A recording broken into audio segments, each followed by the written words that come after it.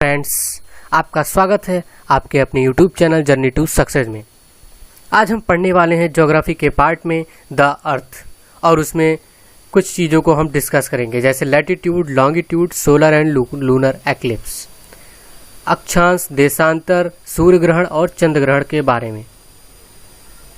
Video शुरू करने से पहले आपसे एक रिक्वेस्ट करना चाहूँगा कि अगर अभी तक आपने हमारे चैनल को सब्सक्राइब नहीं किया है तो सब्सक्राइब कर लें, और अगर वीडियो पसंद आए तो लाइक और शेयर जरूर कीजिएगा। तो अब वीडियो को स्टार्ट करते हैं। सबसे पहले थोड़ा सा इंट्रोडक्शन जान लें कि अर्थ क्या है। तो अर्थ एक प्लैनेट है। किसका प्लैनेट है? सोलर सिस्टम का। अर्थ के बारे में थोड़ा सा हमने इसके पहले एक वीडियो बनाया था ज्योग्राफी में, सोलर सिस्टम का, उसमें हमने डिस्कस किया हुआ है, आप लोग जा करके देख सकते हैं। तो इसमें थोड़ा सा हमने लेकिन ऐड कर दिया है। जो अर्थ क्या है, वो प्लैनेट है सोलर सिस्टम का, और जो शेप है अर्थ का उसको हम लोग ऑब्लेट स्फेरॉइड बोलते हैं। क्या बोलते हैं? ऑब्लेट स्फेरॉइड, मतलब लध्वच्छ गोलाप। लध्वच्छ गोलाप। अर्थ का डायमीटर कितना है, यानी अर्थ के जो इक्वेटर होता है उसका डायमीटर। इन सारी चीजों को जो है हम डायग्रामेटिक भी देखेंगे, तब ये ज्यादा अच्छे से समझ में आती हैं ये पोर्शन। तो अभी डायग्राम देखेंगे, पहले थोड़ा सा थ्योरी पोर्शन देख लेते हैं कि जो अर्थ है उसके जो इक्वेटर का डायमीटर होता है वो कितना होता है? 12,756 किलोमीटर होता है। कितना होता है? 12,756 किलोमीटर। और जो ध्रुव होता है यानी पोल्स उस पर क्या होता है? ध्रुवीय व्यास यानी डायमीटर जो पोल्स पर होता है कितना होता है? 12,713 किलोमीटर। अच्छा, जो इक्वेटर की सरकमफ्रेंस होती है यानी जो भूमध्य रेखा की परिधि होती है वो कितनी होती है? तो वो 40,075 किलोमीटर होती है। और जो ध्रुवीय परिधि होती है यानी पोल्स की सरकमफ्रेंस होती है वो 40,000 किलोमीटर होती है। जो अर्थ का डॉर्सल एरिया है वो कितना है? 51,01,05,000 स्क्वायर किलोमीटर, यानी जो पृष्ठीय क्षेत्रफल है अर्थ का वो कितना है? 51,01,05,000 स्क्वायर किलोमीटर। 29% अर्थ का, जो पृथ्वी का 29% है वो लैंड से, भूमि से कवर्ड है, और 71% कितना है? वाटर से कवर्ड है। वो सारी चीजें मैंने मेंशन किया है कितना कितना स्क्वायर किलोमीटर है। थोड़ी सी बात हम कर लेंगे कि अर्थ के नेचुरल सैटेलाइट कौन है। तो अर्थ के पास केवल एक ही नेचुरल सैटेलाइट है, वो है मून। क्या है? मून यानी चंद्रमा। थोड़ी सी बात मून के बारे में भी हम लोग करेंगे कि मून आखिर है क्या। तो मून पर क्या होता है? एक प्लैनेट है, एक सैटेलाइट है, सॉरी एक सैटेलाइट है, अर्थ की सैटेलाइट है, नेचुरल सैटेलाइट। उसके पास खुद का कोई एटमॉस्फेयर नहीं है। क्यों एटमॉस्फेयर नहीं है? क्योंकि जो वहां का ग्रेविटेशनल पावर है, गुरुत्वाकर्षण बल है वहां का, वो बहुत कम है, वेरी वीक है, यानी 1/6 ऑफ अर्थ है वहां का, इसलिए वहां पे कोई एटमॉस्फेयर एग्जिस्ट नहीं कर पाता। 1/6 ऑफ अर्थ का मतलब कितना होता है? तो जो अर्थ पर होता है जी की वैल्यू, कह सकते हैं उसकी वैल्यू, वो 9.6 होती है, 9.6 मीटर पर सेकेंड स्क्वायर। तो इसका 1/6 जब आप करोगे तो 1 पॉइंट समथिंग कुछ आएगा, यानी इतना कम वहां का हो जाता है ग्रेविटेशनल पावर। इसके कारण स्मॉल जी की वैल्यू बहुत कम होती है, इसलिए ग्रेविटेशनल पावर वहां की बहुत वीक हो जाती है, इसलिए वहां पे कोई एटमॉस्फेयर एग्जिस्ट नहीं करता। अब हम थोड़ी सी बात करेंगे कि कौन गया पहली बार चंद्रमा पर। यह क्वेश्चन अक्सर पूछा जाता है कि चंद्रमा पर किसने पहला कदम रखा। तो नील आर्मस्ट्रांग और एडविन अल्ड्रिन ने। कौन? नील आर्मस्ट्रांग और एडविन अल्ड्रिन ने। और जहां पर इन्होंने मून पर कदम रखा उस एरिया को क्या कहा जाता है? Ocean of tranquillity. क्या कहा जाता है? Ocean of tranquillity. अच्छा, अभी ट्रैंक्विलिटी क्या चीज होती है? हिंदी इसकी जान लेते हैं। तो ट्रैंक्विलिटी मतलब होता है शांत, यानी शांति का सागर। किसका? शांति का सागर। और कब ये लोग मून पे गए? तो 1969 में गए। कब गए? 1969 में। और यही फर्स्ट और वनली, मतलब पहले भी थे और वनली यही लोग थे भी कि जो लोग मून के सरफेस पर जो है पैर रख पाए हैं अपना। अब आगे बढ़ते हैं हम लोग। अब थोड़ा सा बात हम लोग कर लेते हैं, क्योंकि अर्थ के बारे में बात कर रहे हैं तो इसके लिए रोटेशन और रिवोल्यूशन जानना जरूरी होता है। रोटेशन के फिनोमिनन के बारे में हम लोग पहले पढ़ते हैं। क्या कि रोटेशन क्या होता है? तो रोटेशन होता है स्पिनिंग मूवमेंट किसका? अर्थ का, from west to east on its axis, मतलब अपने ही एक्सिस पर, अपने ही धुर पर वो क्या करता है? मूव करता है, स्पिन करता है। तो एक बार वो 24 घंटे में पूरा रोटेशन कंप्लीट कर लेता है, 24 घंटे में एक बार।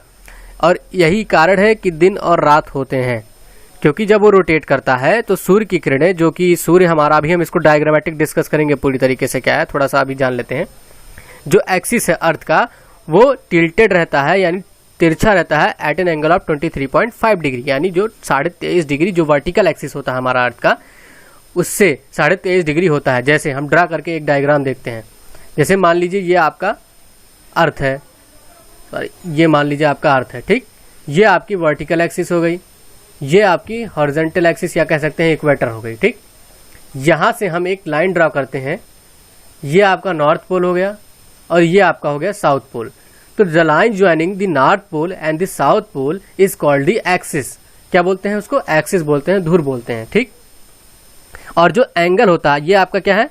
ये वाली लाइन आपकी वर्टिकल एक्सिस है, तो इसके और इसके बीच का जो एंगल होता है कितना होता है? 23.5 डिग्री। कितना होता है? 23.5 डिग्री। यही ये कह रहा है कि जो एक्सिस है अर्थ का वो 23.5 डिग्री यानी 23.5 डिग्री जो है घुमा हुआ रहता है, तिरछा रहता है। तो अब हम थोड़ा सा बात करेंगे किसके बारे में, कि जो अर्थ का मूवमेंट है वो क्या रहता है। तो हमने जैसा कि पढ़ रखा है कि जो हमारा सोलर सिस्टम होता है इस तरीके से है, उसका जो ऑर्बिट है वो एलिप्टिकल है। ठीक, तो सन हमारा क्या है? वो सेंटर में रहता है। सन क्या है? सेंटर प्लैनेट, सेंटर उसको बोलते हैं। तो जो सारे बाकी और प्लैनेट्स हैं वो क्या करते हैं? सन के चारों तरफ इस ऑर्बिट्स में चक्कर लगाते हैं। तो जो हमारा अर्थ है वो भी क्या करेगा? इसमें चक्कर लगाएगा। अच्छा, तो उसको पूरा एक रोटेशन कंप्लीट करने में, पूरा हम बोले कि एक यहाँ से रिवॉल्यूशन कंप्लीट करने में उसको कितना घंटे लगते हैं, कितने दिन लगते हैं? 365 दिन अपॉन 1/4 डेज, यानी 365 दिन के अलावा उसको 6 घंटे और लगते हैं एक रिवॉल्यूशन कंप्लीट करने में। इसीलिए हर 4 साल के बाद एक दिन बढ़ जाता है, जिसे हम लीप ईयर बोलते हैं। 366 डेज का हो जाता है, जो फरवरी 29 डेज का हो जाता है। अब हम थोड़ी सी बात और करेंगे कि ये पेरिहिलियन क्या होता है और एपेहिलियन क्या होता है, उपसौर और अपसौर। इसके लिए मैं थोड़ा सा 1 मिनट इरेज करता हूँ, फिर बात करते हैं। ये देखिए, ये हमारा जो ऑर्बिट है ये एलिप्टिकल ऑर्बिट बना, ओवल शेप कह सकते हैं इसको, अंडाकार शेप कह सकते हैं।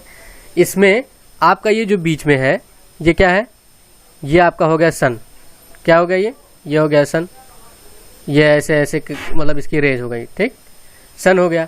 और अर्थ जो है, अब देखिए ये आप लोगों ने एलिप्स अगर पढ़ा होगा तो थोड़ा आप लोगों को ध्यान में आ रहा होगा कि ये जो एक्सिस है इसको हम लोग बोलते हैं मेजर एक्सिस और इसको बोलते हैं माइनर एक्सिस। अगर अर्थ मान लीजिए यहाँ पर एक टाइम पे है और धीरे धीरे रोटेट करते करते करते करते यहाँ पे पहुँच गया, तो जो ये पोजीशन आया, इस समय क्या हुआ? जो अर्थ है वो सन के काफ़ी क्लोजेस्ट हो गया, काफ़ी पास हो गया। कितना पास हो गया? 147 मिलियन किलोमीटर हो गया इसके बीच का डिस्टेंस। तो इस पोजीशन को हम पेरिहिलियन बोलते हैं, यानी उपसौर बोलते हैं। क्या बोलते हैं? उपसौर। और जो यहाँ से यहाँ तक पोजीशन है, इस पोजीशन में देखिए अर्थ और ये क्या है? आपका सन है। अर्थ और सन काफ़ी दूरी पे दिख रहे हैं, तो इस पोजीशन को हम लोग एपेहिलियन बोलते हैं, यानी अपसौर बोलते हैं। कहते हैं कि जो एवरेज स्पीड होती है अर्थ की वो 10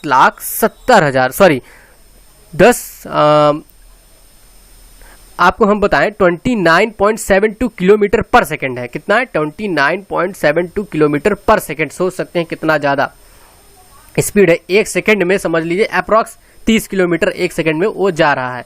एपेहिलियन में देखिए, आपको पता चल गया कि एपेहिलियन कौन सा केस है?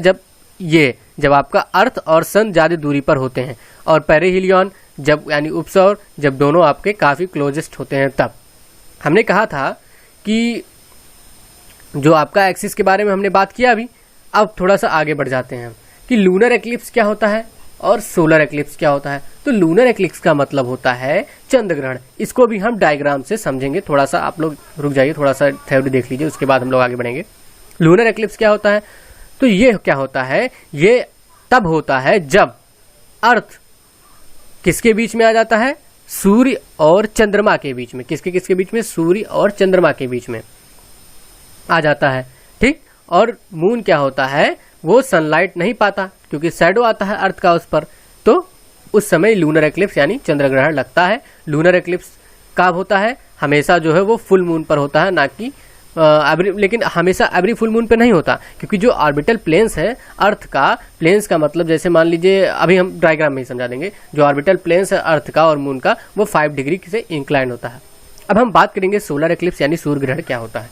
तो ये तब होता है जब मून यानी चंद्रमा किसके बीच में आ जाता है? सूर्य और पृथ्वी के बीच में, यानी चंद्रमा सूर्य और पृथ्वी के बीच में आ गया तो सूर्य ग्रहण लग गया। क्या लग गया? सूर्य ग्रहण, क्योंकि सूर्य की किरणें पृथ्वी पर नहीं पहुंच पाती हैं, इसलिए क्या होता है? जो उसका शैडो केवल अर्थ पर आता है।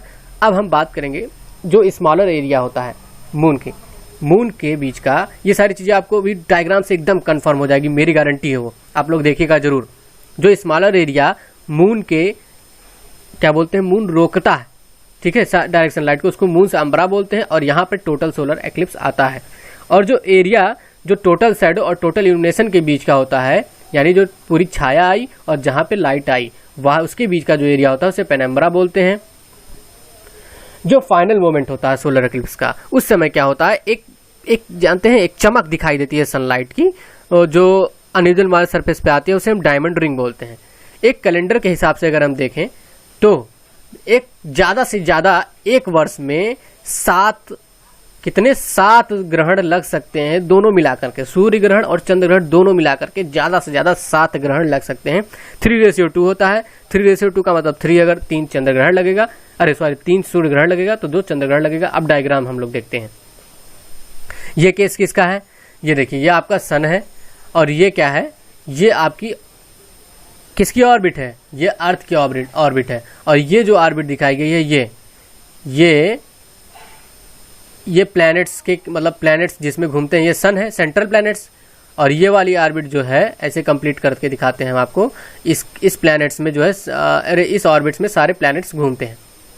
अर्थ का अपना खुद का एक ऑर्बिट है, उसमें मून यानी इसका जो नेचुरल सैटेलाइट है वो घूमता है, ठीक। अब थोड़ी सी बातें हम लोग यहाँ देखते हैं, जो चीज़ें हमने थ्योरेटिकल पढ़ी है। सबसे पहले हम बात करेंगे कि आखिर ये सूर्य ग्रहण क्या होता है। तो सूर्य ग्रहण क्या होता है कि जब ये चंद्रमा जो है रोटेट करते करते, यहाँ से रिवॉल्यूशन करते करते धीरे धीरे यहाँ पे आ जाता है, तो होगा क्या, अब यहाँ पे आ गया तो जो सूर्य की किरणें आ रही हैं पृथ्वी पर, ये सारी ब्लॉक हो गई। क्या हो गई, ब्लॉक हो गई, अर्थ पर नहीं आ पाई। तो इस समय को हम लोग कहते हैं सूर्य ग्रहण। क्या बोलते हैं, सूर्य ग्रहण। अच्छा, ये जो डायग्राम दिखाया जा रहा है आपको, ये किस चीज का दिखाया जा रहा है, ये आपको चंद्र ग्रहण का दिखाया जा रहा है, क्योंकि अर्थ आ गया, किसके किसके बीच में आ गया, सन के और मून के बीच में अर्थ आ गया, तो ये आपका चंद्र ग्रहण हो गया। देख लीजिए फिर से एक बार, lunar eclipse when earth comes between the sun and the moon, sun and moon के बीच में जब अर्थ आ जाता है तो इसे हम चंद्र ग्रहण यानी लूनर एक्लिप्स बोलते हैं। अब हमने 2 टर्म्स और बात किए थे, पेनम्ब्रा एंड अम्ब्रा, यानी पेनम्ब्रा और अम्ब्रा, 2 टर्म्स हमने बात किए थे। अब इनके बारे में थोड़ा सा देख लेते हैं।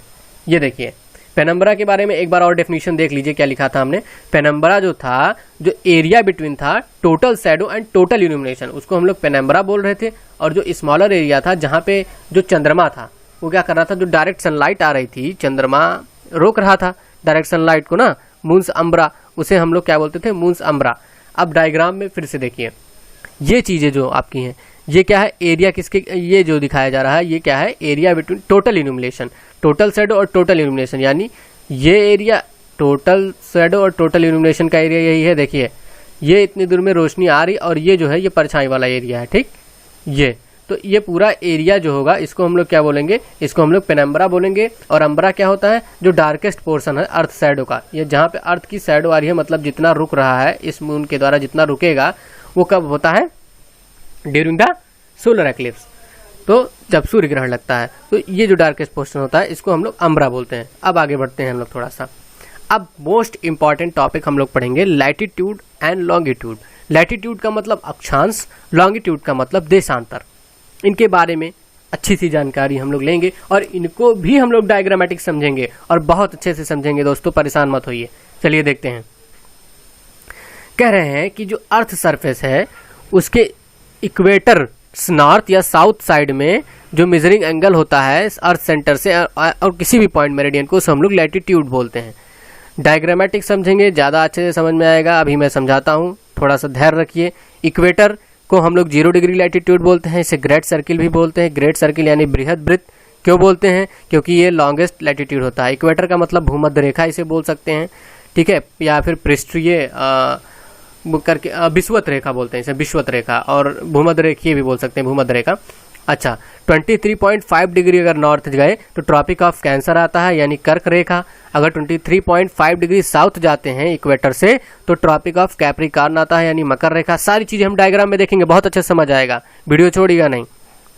अगर 66.5 डिग्री नॉर्थ हम गए तो आर्कटिक सर्किल आता है। अगर उतना ही साउथ हम आए तो अंटार्कटिक सर्किल आता है। नॉर्दर्न हेमिस्फीयर कहाँ होता है, north and southern hemisphere in south. तो डिस्टेंस बिटवीन टू लैटिट्यूड इतना होता है, और दो लैटिट्यूड, टोटल लैटिट्यूड्स कितने हैं 181। जोन यानी कटिबंध क्या होता है, दो एरिया जो होता है किसी भी दो लैटिट्यूड्स के बीच का, वो क्या होता है, जोन, कटिबंध कहलाता है। अच्छा, अब लॉन्गिट्यूड के बारे में हम थोड़ा सा बात करें। लॉन्गिट्यूड क्या होता है, जो एंगुलर डिस्टेंस होता है डिग्री में हम मेजर करते हैं अलॉन्ग द इक्वेटर, ईस्ट और वेस्ट, उसके ईस्ट पश्चिम या पूरब में ऑफ द प्राइम मेरिडियन के, तो वो लॉन्गिट्यूड कहलाता है। अब प्राइम मेरिडियन क्या होता है, जो 0 डिग्री से आपकी लॉन्गिट्यूड पास होती है, लैटिट्यूड पास होती है, उसे हम लोग क्या बोलते हैं, प्राइम मेरिडियन बोलते हैं। 1 डिग्री ऑफ लैटिट्यूड और लॉन्गिट्यूड क्या प्रेजेंट करता है, 111 किलोमीटर, हमने पहले भी देखा। अब ये आपको बहुत अच्छे से समझ में आने वाला है। ये देखिए, सबसे पहले अब हम देखेंगे कि ये जो आपका ग्लोब है, इसमें क्या क्या चीज़ें आपको दिख रही हैं। ये आपको 0 डिग्री दिख रहा है कि नहीं, ये आपको, ये देखिए, सबसे पहले ये देखिए 0 डिग्री ये है आपका, ये पोर्शन जो है आपका, ये क्या है, इक्वेटर है। क्या है, ये पोर्शन आपका इक्वेटर है। क्या है, इक्वेटर। अच्छा, जो ये पार्ट्स हैं आपके, इस तरीके से जो लाइन दिख रही है, यानी आपको हम बोलें अगर ये वाली लाइन और ये वाली लाइन, इनको हम लोग क्या बोलते हैं, क्या बोलते हैं इनको हम लोग बोलते हैं पैरेलल्स। क्या बोलते हैं, पैरेलल्स बोलते हैं इनको, पैरेलल्स, ठीक। और जो ये वाली लाइन इसको कह सकते हैं इस तरीके से, एक ये वाली लाइन और इस तरीके से जितनी भी लाइन है, इन सबको हम लोग बोलते हैं, क्या बोलते हैं, मेरिडियंस। क्या बोलते हैं, मेरिडियंस बोलते हैं इन सबको, ठीक है। क्या बोलते हैं, मेरिडियंस। अब हम बात कर लेते हैं थोड़ी सी और। जो मेरिडियन यानी इस तरीके वाली लाइन, जो वर्टिकल कह सकते हैं, वर्टिकल्स लाइन एक तरीके से हैं, जो वर्टिकल्स लाइन है जो 0 डिग्री से पास होती है, उसे हम लोग क्या बोलते हैं, क्या बोलते हैं उसे हम लोग लॉन्गिट्यूड बोलते, जो 0 डिग्री से पास होती है उसे हम लोग प्राइम मेरिडियन बोलते हैं। और जो वर्टिकल्स लाइंस होती हैं, देखो लैटिट्यूड, लॉन्गिट्यूड का मतलब क्या होता है, लंबा, तो यानी जो लंबाई में काट दोगे आप ना, इस तरीके से अगर आप कोई लाइन खींचोगे इस तरीके से, तो उसे क्या बोलेंगे, उसे क्या बोलेंगे, लॉन्गिट्यूड बोलेंगे। और इस तरीके से कोई चीज आप हॉरिजॉन्टली अगर क्रॉस कराते हो तो क्या हो जाएगा आपका, लैटिट्यूड। क्या हो जाएगा, लैटिट्यूड। तो जो 0 डिग्री से पास होता है, ये कहां से पास हो रही है, ये आपका, एक मिनट में इरेज कर दूं पहले, ये जो आपका कहां से पास हो रहा है, ये आपका 0 डिग्री से पास हो रहा है, 0 डिग्री से, तो इसे प्राइम मेरिडियन बोला जाएगा, ठीक। क्या बोला जाएगा, इसे प्राइम मेरिडियन बोला जाएगा। और ये पोर्शन जो ये हॉरिजॉन्टल लाइन यानी जो आपका लैटिट्यूड पास हो रहा है 0 डिग्री से, इसे इक्वेटर बोलते हैं, ठीक। ये इक्वेटर है। अब हम थोड़ी सी बातें और जान लें कि ये, अच्छा, जो आपका आधा पार्ट इक्वेटर क्या करता है, इक्वेटर यानी इक्वल पार्ट्स में डिवाइड कर रहा है, इक्वल से ही इक्वेटर बना है, यानी 2 इक्वल पार्ट्स में इक्वेटर डिवाइड करता है अर्थ को।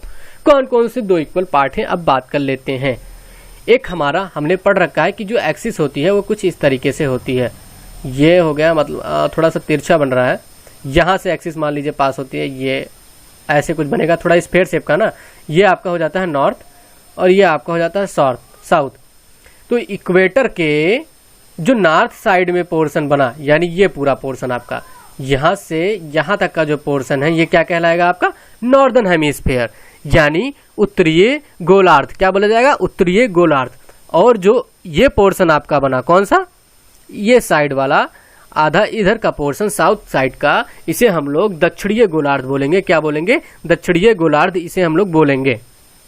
अच्छा, अब क्या जानते हैं कि यहां से हमने अभी एक चीज और देखा कि जो 23.5 डिग्री यानी यहां कहीं से एक लाइन पास होती है, क्या लाइन पास, एक लाइन पास होती है, उसे हम लोग क्या बोलते हैं, उसे हम लोग बोलते हैं ट्रॉपिक ऑफ कैंसर, कर्क रेखा। ये क्या हो गई आपकी, ये हो गई ट्रॉपिक ऑफ कैंसर। क्या हो गई, ट्रॉपिक ऑफ कैंसर। अच्छा, और हम लोगों ने क्या जाना, एक लाइन इसके साउथ से यानी इसके दूसरे साइड से पास होती है, वो भी 23.5 डिग्री यानी यहाँ कहीं से पास होती है, इसे हम लोग क्या बोलते हैं, ट्रॉपिक ऑफ कैप्रिकॉर्न। क्या बोलते हैं, ट्रॉपिक ऑफ कैप्रिकॉर्न। क्या बोलते हैं, ट्रॉपिक ऑफ कैप्रिकॉर्न। अच्छा, ये दोनों चीजें आपको समझ में आई होंगी मुझे लग रहा है। अब हम थोड़ी सी और बात कर लेते हैं।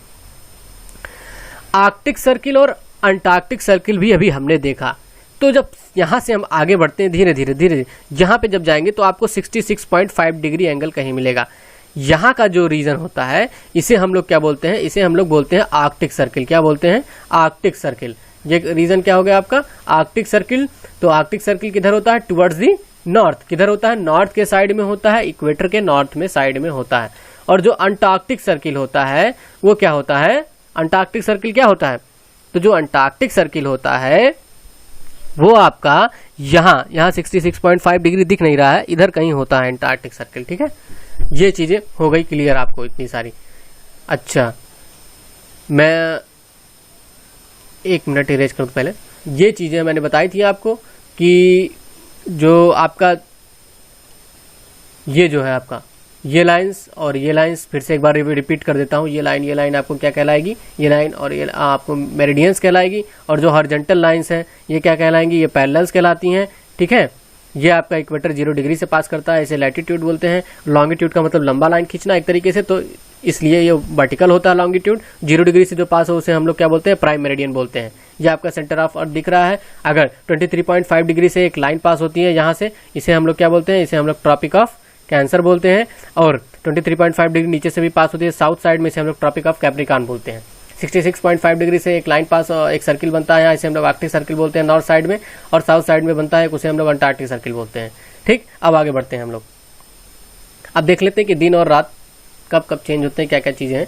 तो 21 जून को क्या होता है, सन जो होता है वो वर्टिकली क्या होता है, कहाँ पे आ जाता है, tropic of cancer, overhead at the tropic of cancer every year. हर साल क्या होता है वो ट्रॉपिक ऑफ कैंसर के ऊपर ही आ जाता है सन 21 जून को। तो नॉर्दर्न हेमिस्फीयर का उस दिन लंबा दिन होता है और शार्टेस्ट नाइट हो जाता है। एक बार फिर से इसको हम उसको समर सॉलिस्टिस यानी ग्रीष्म अयनांत बोलते हैं। ये देखिए, ये आपका क्या है, ये हमने क्या बनाया है, ये है आपका ट्रॉपिक ऑफ कैंसर। क्या है, ट्रॉपिक ऑफ कैंसर। तो जो सन है वो यहाँ आ जाता है। तो जब सन यहाँ आ जाएगा तो जाहिर सी बात है यार, यहाँ सारी सूर्य की किरणें पड़ेगी तो यहाँ का दिन लंबा होगा, और दिन लंबा होगा तो उसको समर सोलिस्टिस बोलेंगे। 21 जून को ऐसा होता है। समर सोलिस्टिस का मतलब सूर्य अनयांत, क्या बोलता है, ग्रीष्म अनयांत। 22 दिसंबर को क्या होता है, 22 दिसंबर को एग्जैक्टली सेम कंडीशन हो जाता है साउदर्न हेमिस्फीयर के साइड में। ये हमने कहा था नॉर्दर्न हेमिस्फीयर, यानी नॉर्दर्न का मतलब क्या होता है, ये आपका नॉर्दर्न हेमिस्फीयर में हो रहा था यानी उत्तरीय गोलार्ध में हो रहा था। अब दक्षिणी गोलार्ध में क्या होता है, दक्षिणी गोलार्ध में यही सेम कंडीशन हो जाता है। उसी टाइम की हम बात कर रहे हैं ट्रॉपिक ऑफ कैप्रिकॉर्न में। तो वहां पे क्या विंटर सोलिस्टिस यानी शीत अयनांत हो जाता है। कब होता है, 22 दिसंबर को होता है। 21 मार्च और 23 सितंबर को क्या होता है, सन जो है डायरेक्टली इक्वेटर के ऊपर आ जाता है। 21 मार्च और 23 सितंबर को डायरेक्टली इक्वेटर के ऊपर आ जाता है। मतलब ये आपका 1 मिनट थोड़ा सा,